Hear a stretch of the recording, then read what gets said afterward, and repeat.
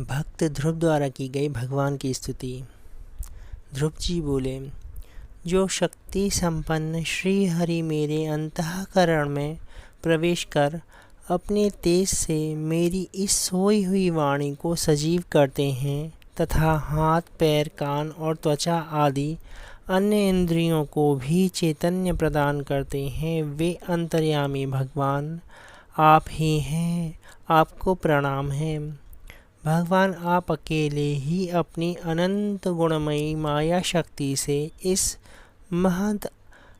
महदादि संपूर्ण जगत को रचकर उसके इंद्रिय आदि असत गुणों में जीव रूप से अनुप्रविष्ट हो इस प्रकार अनेकवत भासते हैं, जैसे नाना प्रकार के काष्ठों में प्रविष्ट हुई आग अपनी उपाधिजा के अनुसार भिन्न भिन्न रूप से भासती है। हे नाथ, ब्रह्मा जी ने भी आपकी शरण में आकर आपके दिए हुए ज्ञान के प्रभाव से इस जगत को सोकर उठे हुए पुरुष के समान देखा था।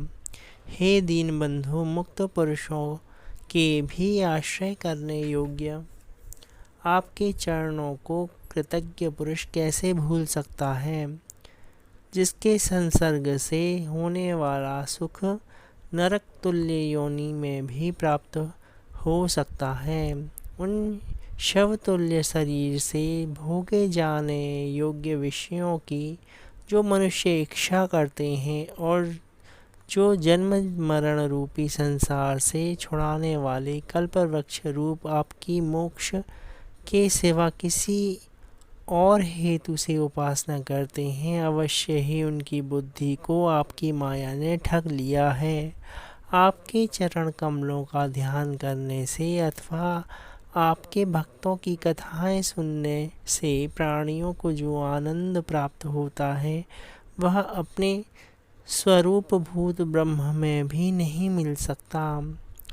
फिर जिनको काल की तलवार खंडित कर डालती है, उन स्वर्ग के विमानों से गिरने वाले पुरुषों को तो वह मिल ही कैसे सकता है।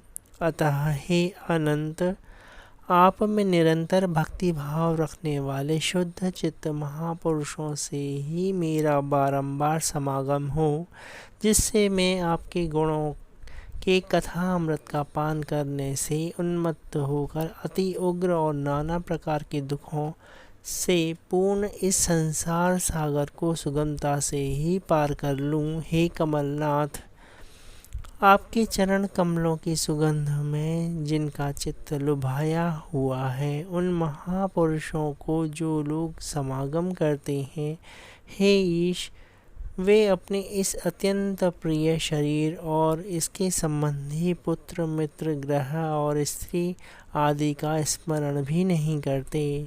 हे अज, मैं तो पशु आदि त्रियोग्य योनि, पर्वत, पक्षी, सर्प, देवता, दैत्य और मनुष्य आदि से परिपूर्ण तथा महातत्व आदि अनेकों कारणों से संपादित आपके इस सत स्वरूप स्थूल शरीर को ही जानता हूँ।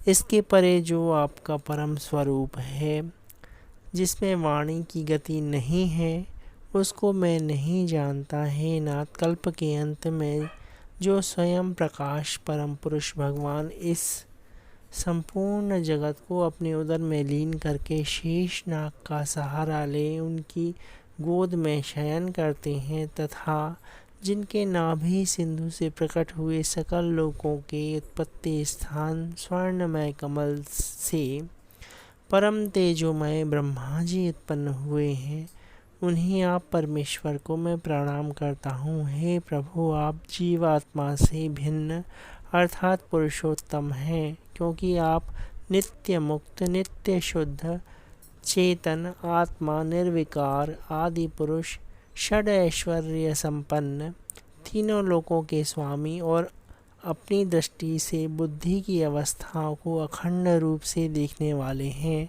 संसार की स्थिति के लिए ही आप यज्ञ पुरुष श्री विष्णु भगवान के रूप से स्थित हैं। जिनसे विद्या अविद्या आदि विरुद्ध गतियों वाली अनेक शक्तियाँ क्रमशः अहर्निश प्रकट होती हैं, उन विश्व की उत्पत्ति करने वाले एक अनंत आनंद मात्र एवं निर्विकार ब्रह्म की मैं शरण लेता हूँ। इति श्रीमद्भगवते महापुराणे चतुर्थ स्कंदे नवमो अध्याये ध्रुवकृत भगवन् स्तुति।